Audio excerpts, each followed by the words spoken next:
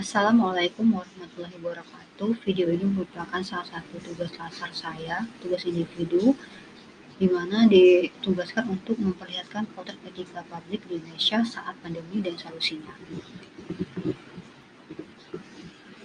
Yang pertama yaitu potret etika publik di Indonesia saat pandemi. Yang pertama, pelayanan keadministrasiannya dipotretkan sebagai berikut. Di masa pandemi saat ini, Dinas Kependudukan dan Pencatatan Sipil Kota Metro melakukan pelayanan secara online, bahkan untuk diketahui sekarang pembuatan EKTP hanya selesai 15 menit. Hal itu disampaikan langsung Sekretaris Disdukcapil Kota Metro, Supratman di ruang kerjanya tanggal 6 Januari tahun 2021. Menurutnya sesuai dengan instruksi Kemendagri, bahwa untuk menghindari penyebaran virus corona, dengan cara mengurangi interaksi fisik secara langsung, oleh karena itu Disdukcapil Kota Metro membuka pelayanan secara daring atau online. Di masa pandemi saat ini, Dinas Kependudukan dan Pencatatan Sipil aplikasi perpanjangan SIM secara online bagi masyarakat sehingga kini tidak perlu lagi datang langsung ke kantor pelayanan SIM. Fitur ini bernama SIM Presisi Nasional atau SINAR. Berikut ini laporan Sisilia Sinabariba dan juru kamera Nur Ihsanullah untuk Anda. Lalu lintas Polri mengeluarkan inovasi baru untuk mempermudah pelayanan bagi masyarakat, terutama bagi Anda yang hendak melakukan perpanjangan SIM, baik itu SIM A maupun SIM C. Kini Anda tidak perlu lagi datang langsung ke kantor pelayanan SIM untuk memperpanjang SIM, karena cukup dengan mengunduh atau mendownload aplikasi milik Korlantas Polri, yakni Korlantas Digital, yang dapat diunduh di aplikasi. Hai Sobat Pintar ID, buat kalian yang ingin membayar pajak mobil atau motor kalian, nah caranya sangat mudah teman-teman. Kita hanya melalui Indomaret dan pencetakan STNK-nya lewat HP Android kalian teman-teman. Oke, saya akan coba jelasin sejelas-jelasnya di video ini ya, biar kalian bisa bayar pajak di rumah aja. Oke, simak videonya.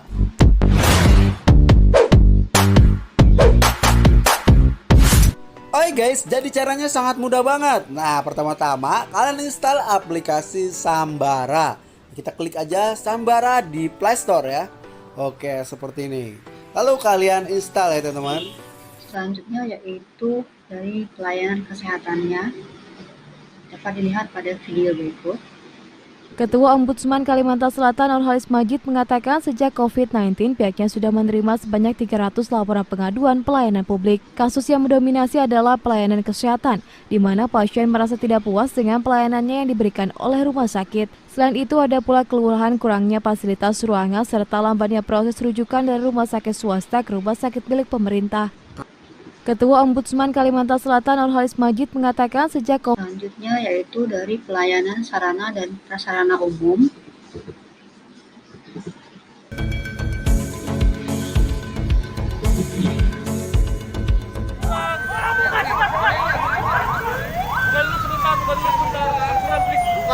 Mana yang bertanggung jawab siapa? Meninggal ini. Siapa yang bertanggung jawab? Ini keluarga Dola Iskandar, Pak. Tolong dibantu, Pak. Buka aja. Buka dong. Pak, tolong ya.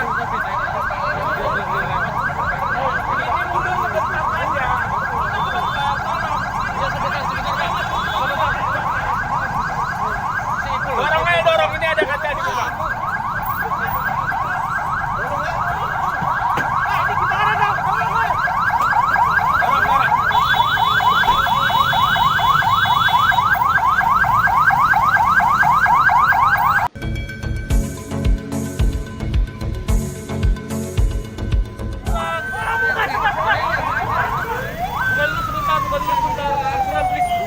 Mana yang bertanggung jawab siapa? Meninggal ini. Siapa yang bertanggung jawab?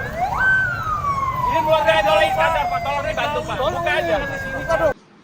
Kemudian adanya polemik dana bantuan COVID-19. Saudara, KPK mengungkapkan masih banyak permasalahan terkait penyaluran bantuan sosial penanganan virus corona di sejumlah daerah. KPK menyebut hal itu disebabkan karena sejumlah daerah belum memperbarui data terpadu kesejahteraan sosial atau DTKS. Menurut data dari KPK, hingga kini baru 286 dari 514 pemerintah daerah yang memperbarui data terpadu kesejahteraan sosial.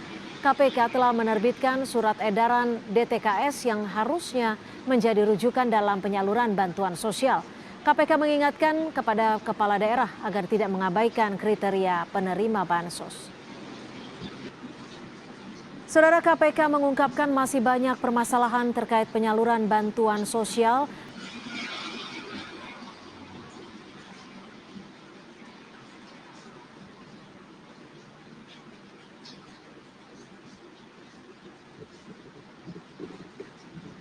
Memutuskan untuk memperpanjang PPKM darurat hingga 5 hari ke depan. Kebijakan tersebut mendapat sorotan dari banyak pihak. Pemerintah dianggap tidak bisa tegas untuk memilih prioritas antara ekonomi atau kesehatan. Itu jika tren kasus terus mengalami penurunan, maka tanggal 26 Juli 2021 pemerintah akan melakukan pembukaan secara bertahap.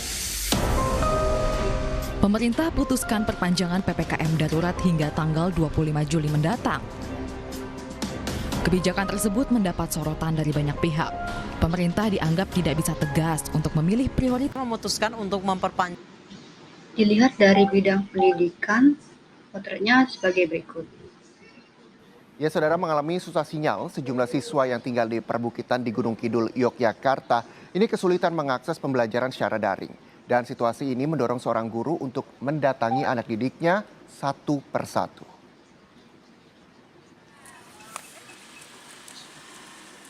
Pramesti Utami adalah guru kelas 1 di Sekolah Dasar Candi Rejo 2, Kecamatan Semin, Gunung Kidul, Yogyakarta. Sejak pandemi COVID-19 dan kegiatan belajar mengajar berlangsung dari rumah, Pramesti punya ritual baru.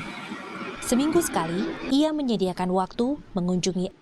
Kemudian dari sektor hiburan, pada lihat juga. Iya, Wahyu, dalam masa uji coba secara bertahap pembukaan pusat perbelanjaan modern yakni mal di kawasan DKI Jakarta, ada syarat-syarat yang harus dipenuhi oleh para pengunjung yang akan masuk ke dalam mal. Penyebaran virus corona masih tinggi, namun tempat wisata sudah mulai dibuka untuk publik. Yang kedua yaitu solusi etika publik.